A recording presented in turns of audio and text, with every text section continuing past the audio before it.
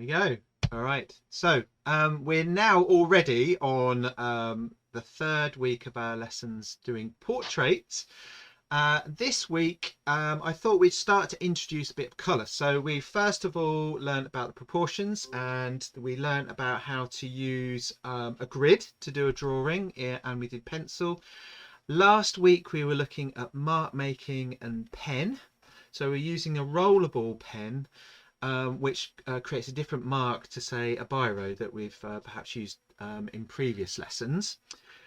So this week the plan is to work with a bit of colour.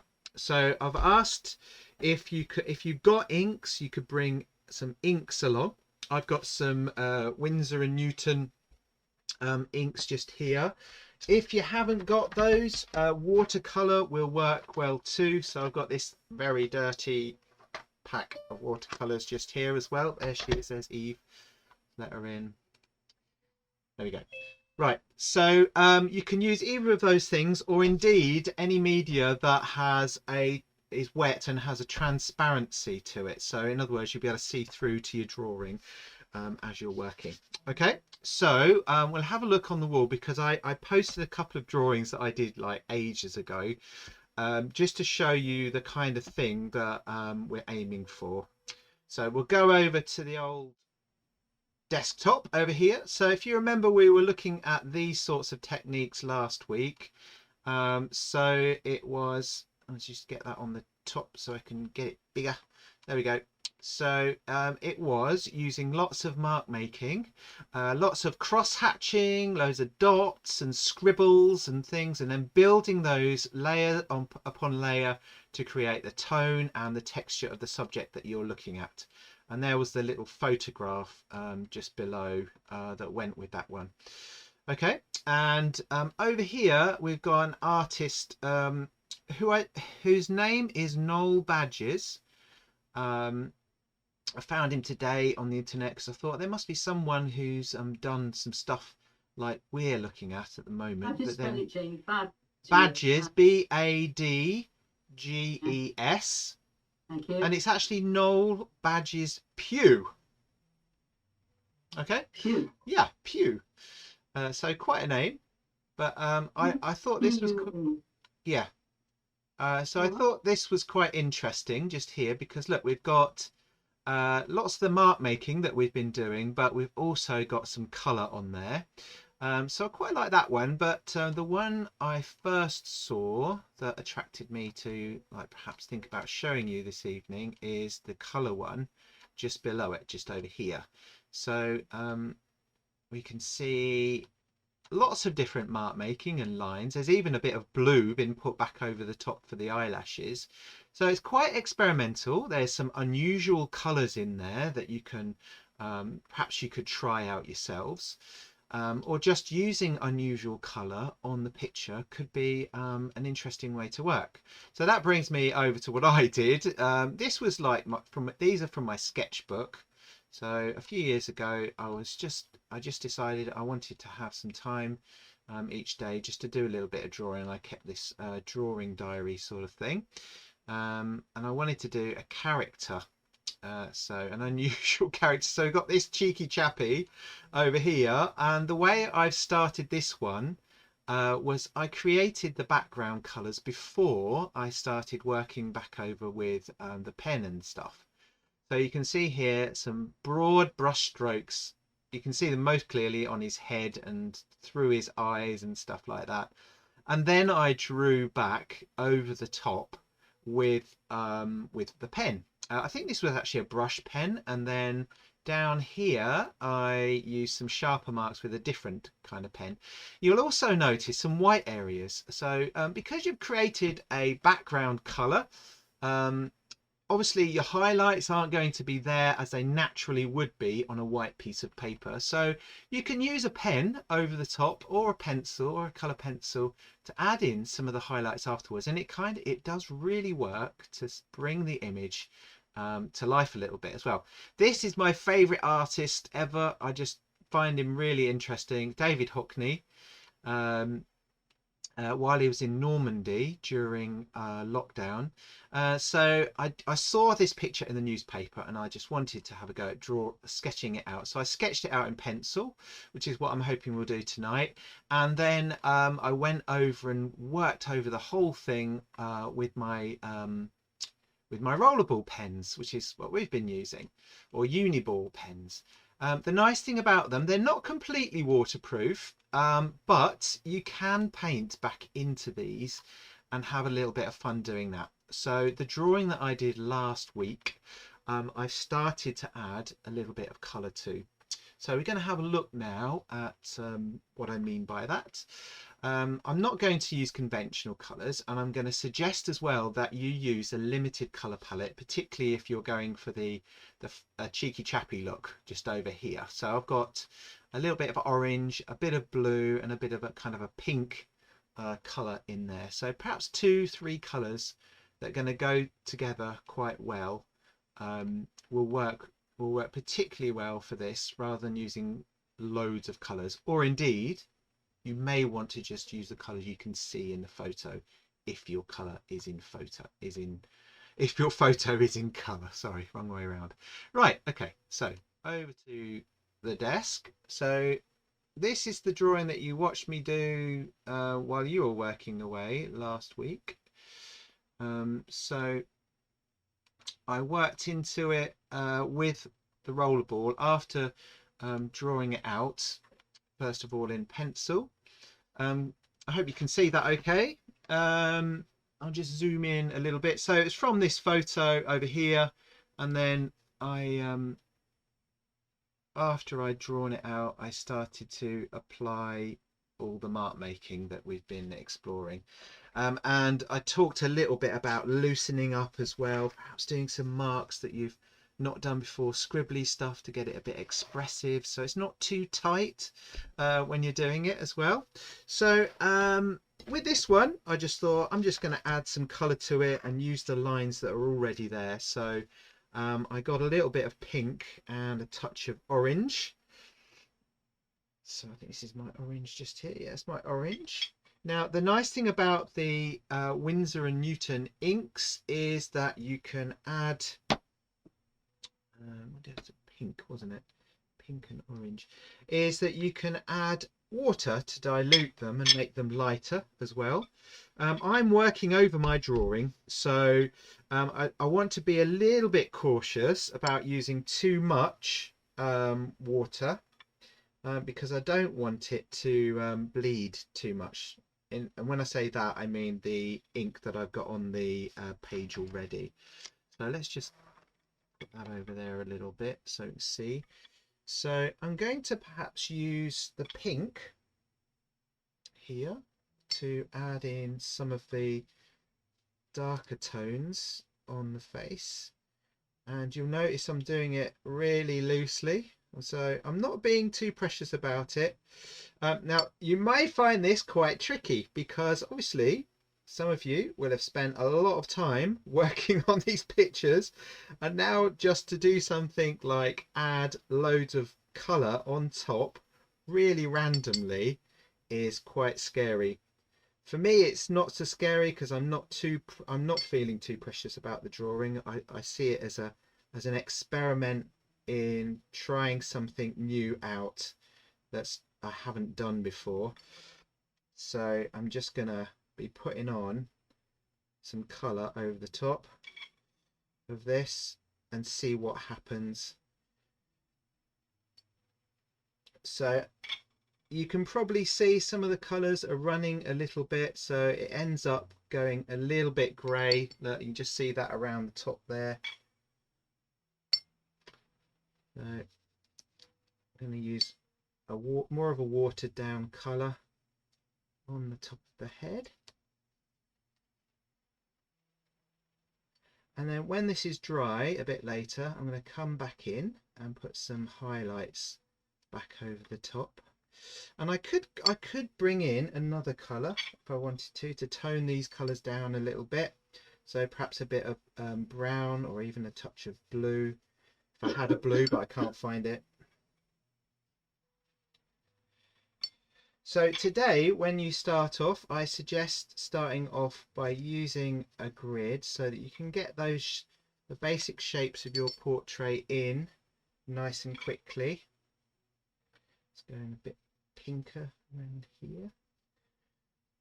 So you can get your shapes in a bit quicker and more accurately. I drew both of these pictures freehand, so I was drawing just directly from the photograph as opposed to using the grid.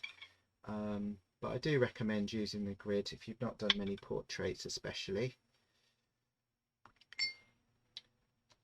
Let's just put in.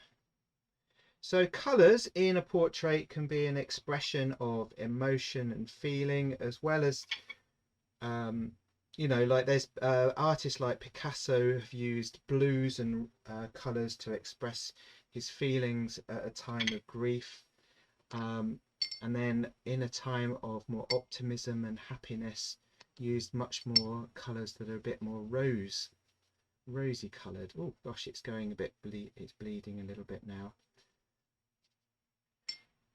So I couldn't tell you what emotion I'm trying to portray at the moment, but I'm just having a little bit of fun with it. The other thing you can try out as well, perhaps to get a little bit more expression and freedom within the image, is using your brush to do some splatters, which is another thing that I've always really enjoyed doing too. So I'll come back to this one during the lesson, and hopefully if it dries quickly enough in my cold studio, and I'll work back into it. Some of these colours are actually turning a bit brown anyway because they are mixing a bit with the ink, so that's quite interesting as well. So let's just stop there. There we go. So I've created even more of a moody emotional feeling there, and I'm going to come back later and use this. So some of you might have one of these from previous lessons. It's an acrylic pen. So I'm going to come back in and highlight some of the areas that have got a little bit darker.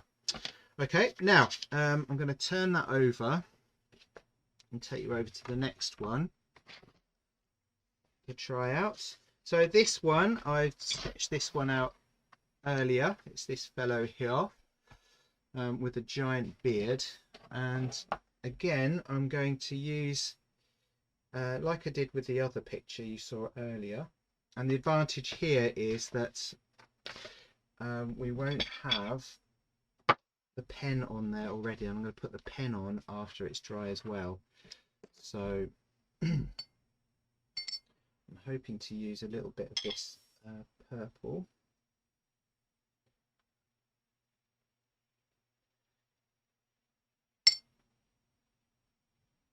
And here I'm going to start by just putting in quite loosely some brush strokes to show perhaps the shadows to begin with. So I'm using this really nice, what's it called? I think it's a violet. Yeah, violet.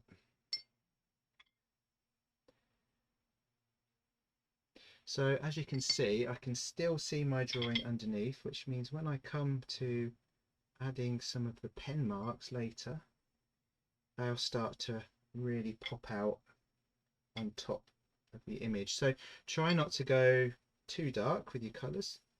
This will work just as well with watercolours and things as well. So use watercolours if you want to, or if you've only got those and you haven't got the inks.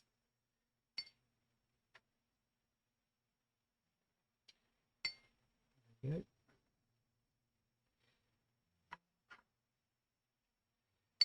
So I'm looking at this, sorry, I know you can't see the photo, but there's the photo just there. And I'm just looking very loosely at where some of these darker areas are appearing in the picture. As you can see, when I say loosely, I really mean that.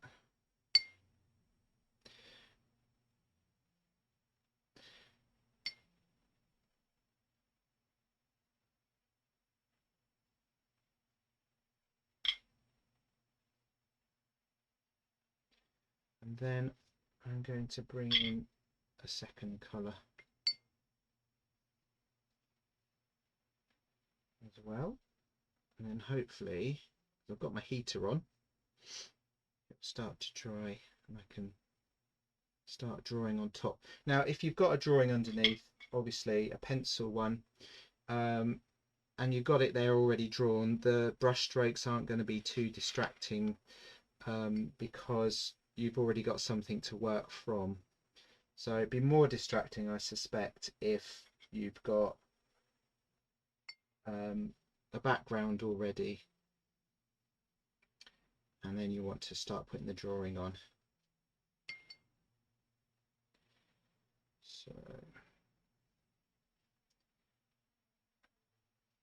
So the stages are: create a drawing using a grid,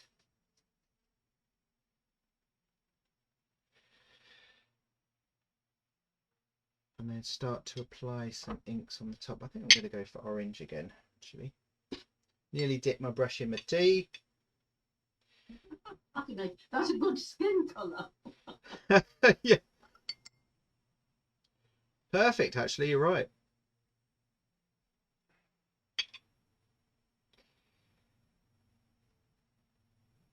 And the nice thing is that you can get these colours overlapping each other a little bit as well. Just try not to be too heavy with the colour. In other words, not too dark. So I'm diluting my colour to help me see through more clearly.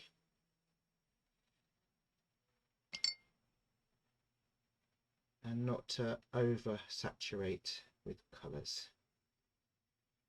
So now you can't see a lot, but hopefully when I start to apply inks and things over the top of all this, we'll start to see more.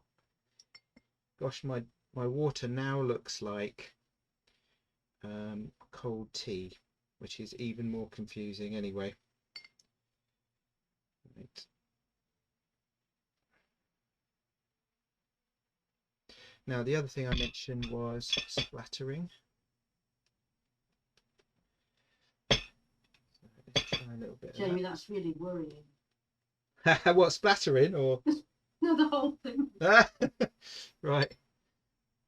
It is a bit scary, I have to say. I did think this. It's a bit scary to work back over a drawing.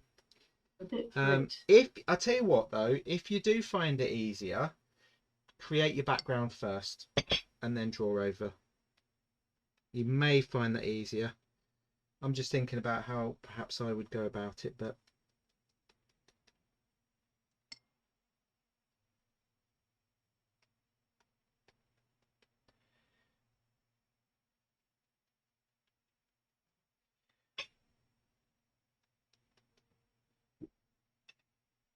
I've got ink everywhere.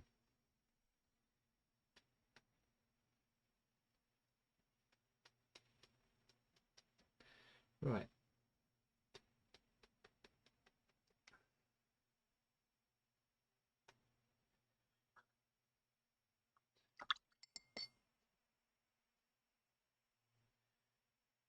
Okay, so I'm working tonight on cartridge paper.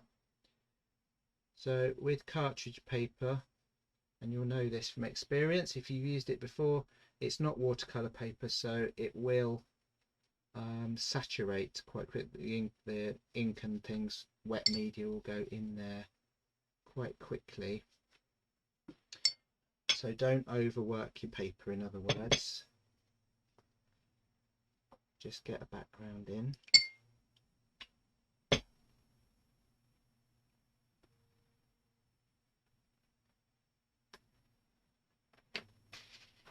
Okay, right, now I've just got to get that dry so I can work on it. So I'm going to move that off and I'm going to be drawing another portrait, and I'm going to use a grid for that. So you'll be able to see me doing the grids again if you needed a reminder. And then I'm going to put that on top of my heater. So hopefully everything will dry up really well. There you go. So the portrait I'm going to draw next is this very thoughtful man. I'm going to put a grid on here and transfer it onto this A3 paper. So here I go again, high speed. And with this picture, I'm just going to put a grid over the top. The easiest way to do that, a method that we use in the art classes, is just literally to have a printout of a grid that you then use the edges of. So in just a few seconds, we'll be seeing me do that when I stop yabbering on.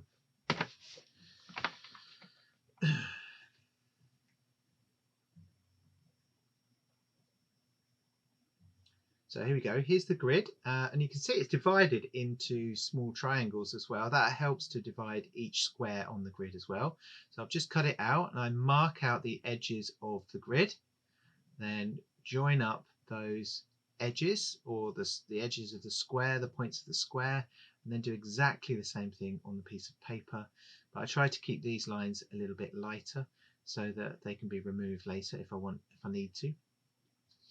And then literally I'm drawing mostly the larger shapes here. What I always try to encourage people to do is draw the larger shapes before going into things like the eyes. But here you can see I've just gone straight for it. It's because I'm quite confident, and I know that I'm going to be able to put those lines in, or the details in, reasonably well, and then come back and find them later.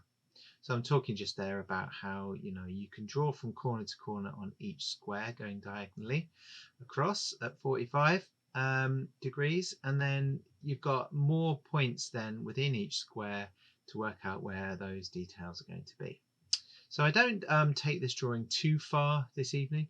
I'm using this in another demonstration tomorrow with my live art class in Raunds. So I'm just getting some of the outlines here, and then tomorrow I'll do some ink again over the top and start working into it with the pen that I used today, the rollerball pen, and then the acrylic paint pens that I've also got. So those pens are called Sunis acrylic paint pens. And it says on here, marks on anything water-based, pigment ink, strong, covering force, and sunproof and waterproof as well. So quite a lot of claims on one of those. Sunis is S-O-O-N-I-S.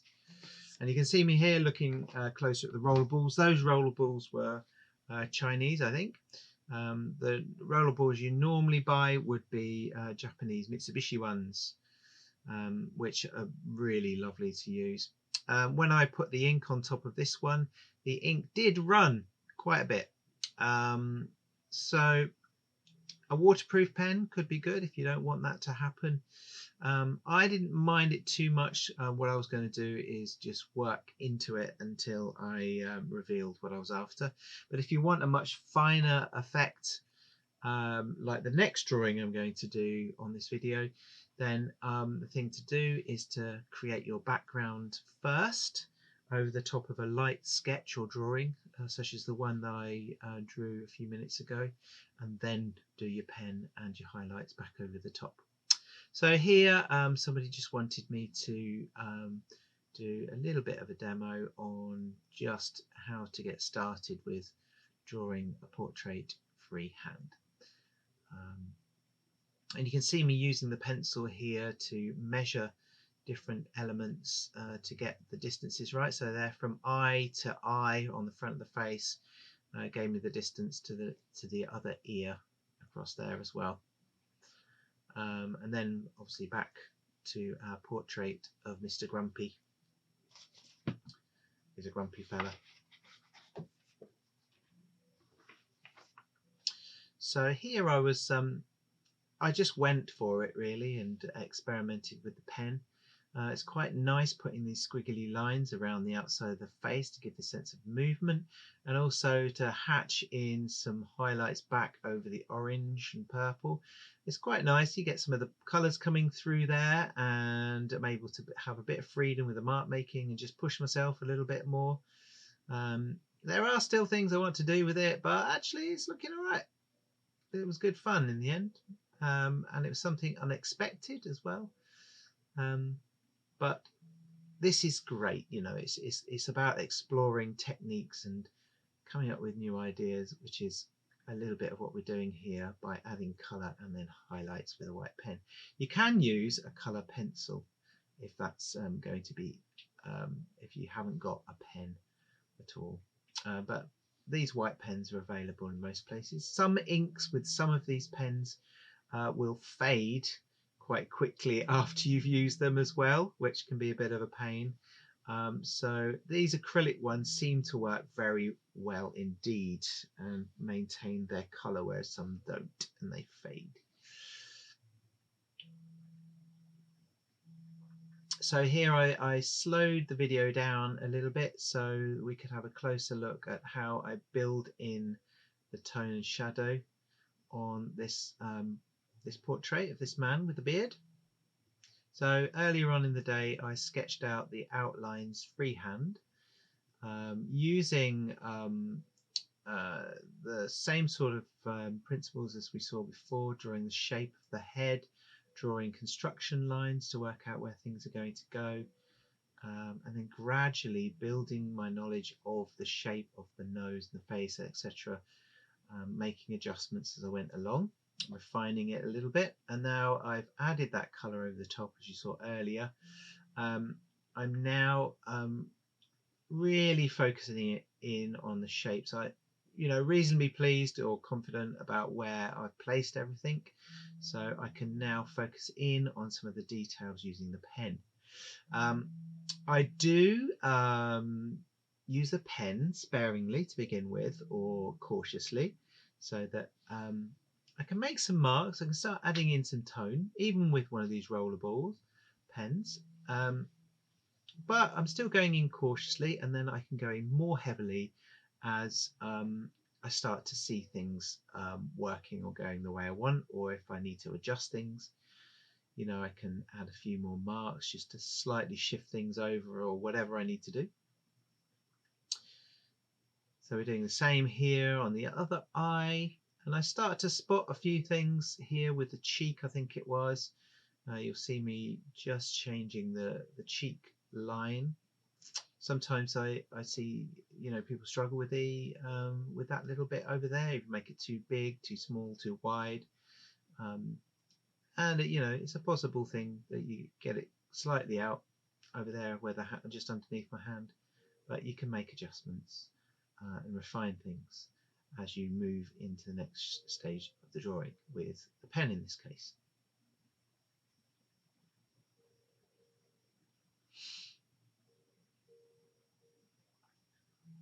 So I'm just looking at that there. I saw my pen hover over in that direction. So I'm just looking at some of the heavier shadows that I can see, but just lightly putting them in to begin with. I know it looks quite heavy on here, but there's a lot more to put in. And you'll see me build those in. Now there's the little bit of adjustment just on that part of the eye. I still don't think it's perfect, but it's pretty close to working well.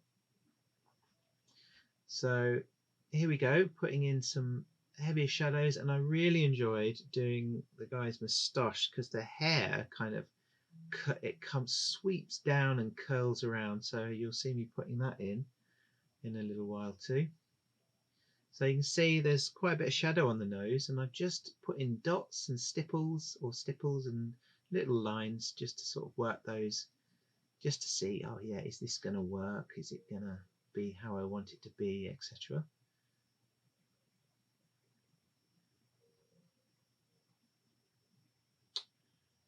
And then going down here onto the old moustache a little bit more. So it looks quite nice. In a little while I'll start putting in some highlights and things as well.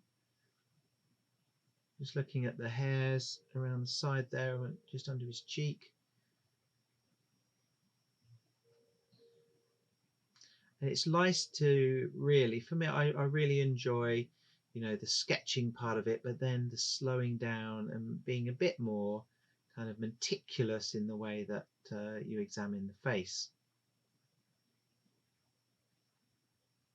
Very enjoyable. And then the different mark making to show the texture of his huge beard. There we go. Let me just speed up a little bit where we're putting in some of the highlights. And this is a really lovely part because you can bring the picture out of that inky background, start giving it a bit of life and energy as well, as we did on the previous portrait that I was doing. And again here, I kind of, this mark making I'm doing now came about from really doing the beard down below. It kind of flowed through into the background just there. And the nice thing about this one, you saw me putting in the paint splatters and things earlier. So you've got the paint splatters going in there as well. My intention really with this portrait was to do quite a lot of detail in this area and then fade it as we go out from there. So you've kind of almost got, you're drawn into the middle of the picture via the colour and the splatters on the outside.